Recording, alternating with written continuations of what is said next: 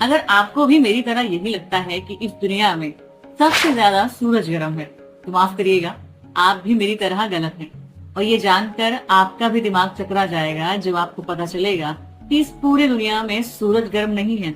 और मेरी ही तरह आपका भी दिमाग हिल सकता है जब आपको पता चलेगा कि सूरज नहीं बल्कि आसमान में बारिश के मौसम में गरजने वाली बिजली सबसे ज्यादा गर्म। मैंने कहा था ना कि दिमाग चकरा जाएगा, लेकिन ये बिल्कुल सच। सूरज की सतह का तापमान लगभग 6000 डिग्री सेल्सियस होता है।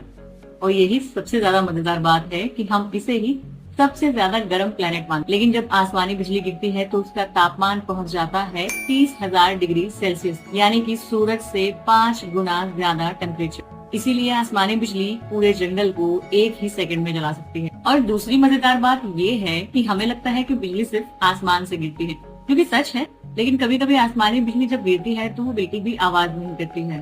वो जब जमीन से वापस आसमान की तरफ उठती है वो तब आवाज करती है। और हमें उस समय लगता है कि बिजली आकाश से नहीं बल्कि बिजली जमीन से गिरी है। लेकिन ऐसा नहीं होता है, बिजली आसमान से ही गिरती है। बस वो गिरते वक्त आवाज नहीं करती है, लेकिन जब उठती है तो बहुत तेज आवाज करती है। उस समय हमें बस यही लगता है कि बिजली आसमान से नहीं बल्कि जमीन से निकलकर आसमान में पहुंची। अब अगर आपको लगता है ना कि हमारे दिमाग को लगने वाले झटके ज्यादा तेज हैं, तो याद रखिएगा कि नेचर से लगने वाला झटका यानी कि आसमानी बिजली सबसे ज्यादा तेज और सूरज से ज्यादा गर्म भी।